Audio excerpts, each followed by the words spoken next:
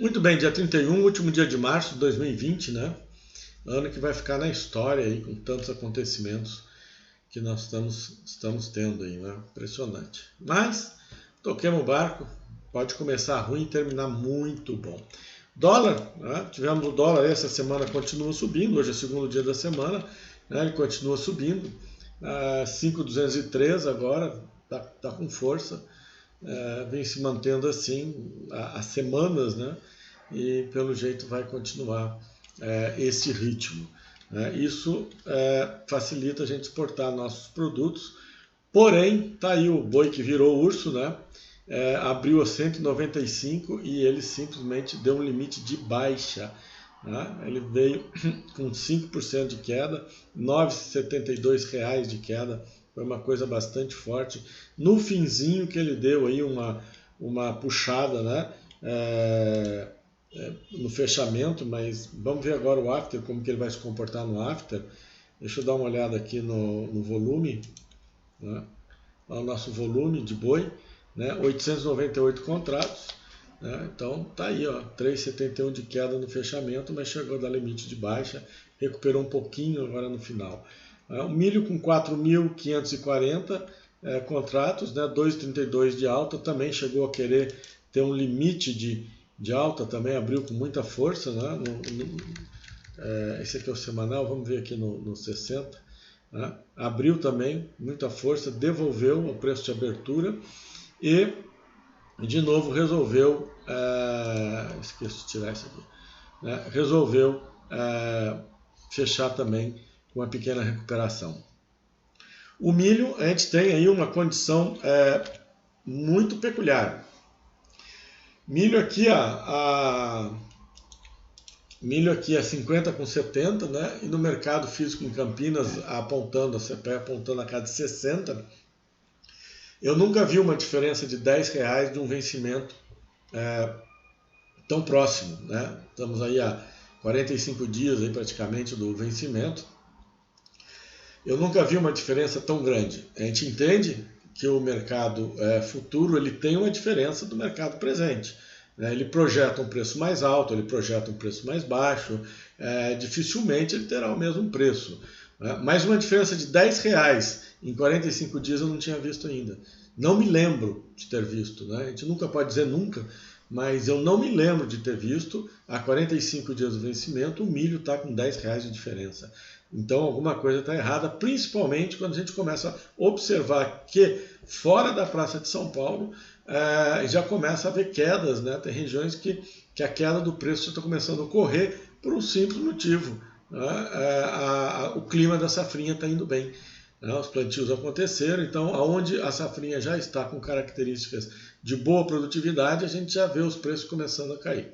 Então, outro fator que chama muita atenção são as destilarias de etanol, né? As usinas americanas de etanol que estão fechando, etanol de milho, né? Estão fechando e a gente não consegue, algumas não conseguem nem pensar em reabrir pelo preço que está o petróleo. Aqui no Brasil, a Raiz Shell, né? Suspendeu os contratos de compra de etanol, estão comprando quantidades mínimas para não quebrar o contrato, para manter o contrato vigente, para não ser uma quebra de contrato, mas elas não têm condição de comprar nesse preço. Né? Então estão quebrando esses contratos e algumas usinas, se em 30 dias não retomar o etanol, a convencional, elas vão quebrar. Né? Precisa ter um giro muito rápido. Então você imagina uma usina de etanol lá no Mato Grosso que deveria começar a produzir agora nesse ano. Acho muito difícil eles conseguirem produzir, né, economicamente, né, viável, seja economicamente viável. Então são fatores que estão nos levando a demonstrar que existe aí uma possibilidade de uma oferta de milho grande no mundo. Porque os americanos hoje, o USDA deu uma área 10% maior que a do ano passado, que já foi uma área boa, né, de milho. Não foi a área cheia por causa daquele problema do plantio deles, né, de chuva no plantio. Mas se correr tudo bem, né, a gente entende que eles vão produzir muito milho então também vai ter milho. Então, se a gente já estava com problemas de oferta mundial de milho para o Brasil ter competitividade no mercado internacional, ficou mais difícil ainda, a não ser que o dólar realmente saia desses 5,20, a gente começa a falar dólares 7, 8, 9 reais. Aí realmente muda toda a figura. A fotografia do momento que a gente está enxergando é o quê? Dólar a 5,20, né? O milho na praça de Campinas e região ali a 60 reais, ou onde o CPEA faz o levantamento dele, na casa de 60 reais. Aqui na Bolsa, na casa de 50 com 70 agora, né? Chegou a bater, quis passar os 51 e devolveu. Muito próximo do vencimento, para uma diferença tão grande. Né? E então a gente tem que observar esses detalhes. Outro fator que ainda não pesou nesses consumos, né? Apesar de ser alimento, né? Todo mundo chega e fala, não, mas é alimento, o cara não deixa de comer. Ele não deixa de comer, mas ele reduz a boia, tá certo? Que são as carnes, né? Principalmente frango e porco, né? Que são os que mais consomem milho, depois o boi. Né? O boi no confinamento, tá certo? Então, a gente tem que prestar atenção nisso, tá? Porque nós estamos ainda entrando nessa condição do coronavírus, então nossa economia já desacelerou, mas a gente ainda não sentiu isso em tudo. Né? Então o cara chega e fala, ah, mas a comida... Cara, a comida a gente reduz também. Não pense você que não reduz, não, porque reduz. Tá certo? Existem fatores que diminuem o consumo de alimento como um todo. Né? Então a gente já está começando a ver os alimentos mais perecíveis no Ceasa sendo jogados fora, né? Não tem o mesmo consumo, então estão diminuindo levar a quantidade de frutas, verduras e legumes para o Ceasa, por causa desse problema, né? A demanda diminuiu. Estamos vendo jogar, agora deu problema com as flores, não é um alimento, mas a gente já está vendo que esses perecíveis estão começando a dar problema. Daqui a pouco a gente pode começar a ter problema no quê? Começa a ter problema com as carnes também, e diminui, desacelera. Né? Aí a hora que você vê que falou, olha, desacelerou, aí o bicho pegou. Né? Então eu acho que tem alguma distorção que eu particularmente não estou enxergando, né? Com certeza tem gente que sabe, que não é só um fator de oferta ali, né? A impressão que tem alguma coisa a mais que está sustentando esses preços que estão lá em cima. O pessoal sentou em cima e acha que o coronavírus não vai diminuir o consumo de milho no Brasil, que não vamos ter safrinha e que as coisas não vão acontecer. É a minha visão, respeito à visão dos outros. Tem gente que acha que o milho a 60 reais está barato ainda, que deve subir mais ainda. Quem sou eu para dizer uma coisa dessa? Né? Eu estou falando preço, é isso que o dólar não se movimente mais do que está aí. Né? 5,30, 5,20, 5. Né? Se o dólar for a 6, 7, 8, aí a gente muda. Né? Aí realmente, nominalmente, a gente vai ter um segundo valor nesse milho. É certo? Bom, então, voltando ao boi, que é o grande exemplo de hoje. Né? Tá aí o boizinho, né? Deu essa cacetada violenta. Está demonstrando como está frágil, né? Como são frágeis as situações. No diário, ele está aí testando uma média de 200. Está bem interessante aí, né? Testou a média de 200. Vamos ver se no after vai ter algum movimento significativo. Se não, a gente vai ver amanhã como isso vai ficar. No semanal, tá? No semanal ele continua, já testou, né? Aqui na semana do 16, 18 ali, né? Ele testou, isso aqui foi no dia 18, acho que ele veio aqui embaixo, já testou a média de 200, agora também está na média de 50, testando a média de 50. Então, estão sentindo a sensibilidade que estão acontecendo com essas commodities. Né? Commodities sentem menos, as variações são menores, cai depois e recupera antes. Né? Por isso que a gente tem que prestar atenção, ela cai depois. Então está o boizinho que virou urso, né? Com uma simples manchete de que a China não estava aumentando, não estava autorizando mais frigoríficos exportarem carne para eles. né? Então, atrás de uma notícia dessa, existem outros fatores, né? Ela não estaria tão desesperada assim para fazer essas compras no Brasil, né? Ela tem os Estados Unidos, né? Tem o Brasil, eu já comentei isso, ela pode estar fazendo um jogo e ela também já está reestruturando a sua criação de porco em moldes sanitários e em volume, né? Isso demora para dar um repique, né? E então ela tirou o pezinho do acelerador no Brasil. Ah, está comprando no Brasil? Está comprando.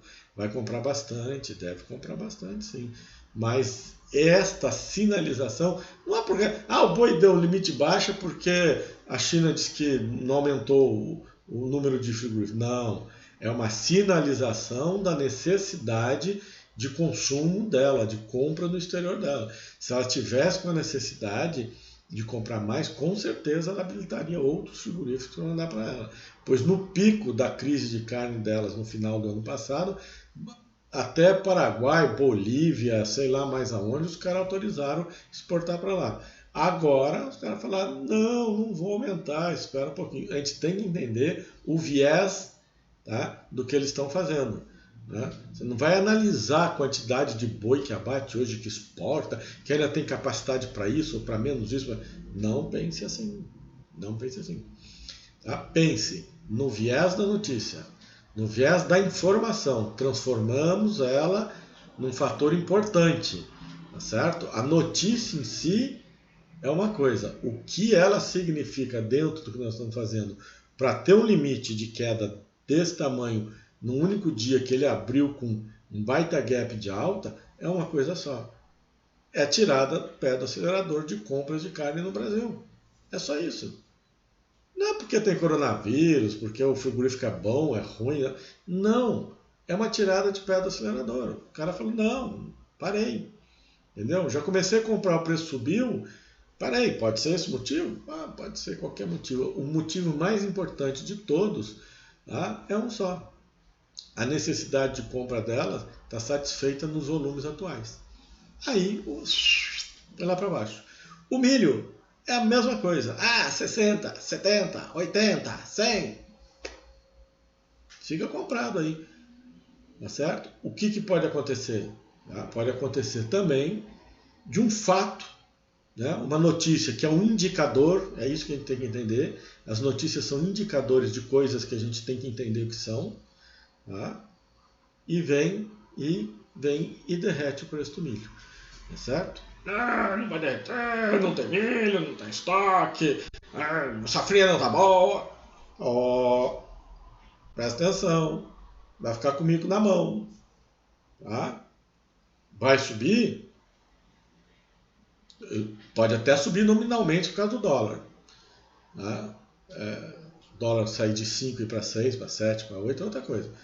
Mas na fotografia atual, na posição do dólar agora, se passar mais 3, 4 dias e vier uma notícia interessante em relação à produção, números de exportação, de consumo interno, de consumo de granjas e etc., pode fazer que nem o boi, morra abaixo. Pode fazer morra acima? Pode. De repente, vem aí, secou, parou de chover. Não vai chover nos próximos 30 dias, vai matar todo o milho. Bom, aí tudo bem, aí o milho vai valer. Né? Vai ter que importar milho aí do mundo inteiro para o Brasil. Aí muda a situação.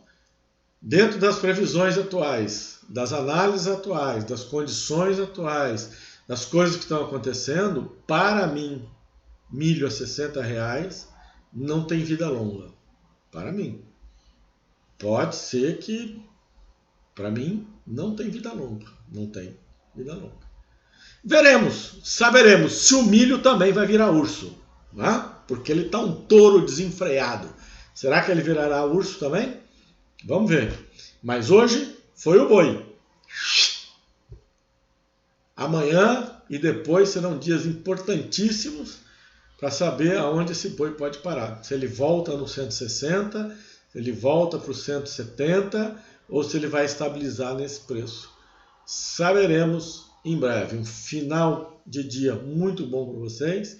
E temos ainda quarta, quinta e sexta para a gente aproveitar esse mercado, né, e fazer algum dinheiro, porque não está fácil. Não está fácil. Eu nunca vi isso.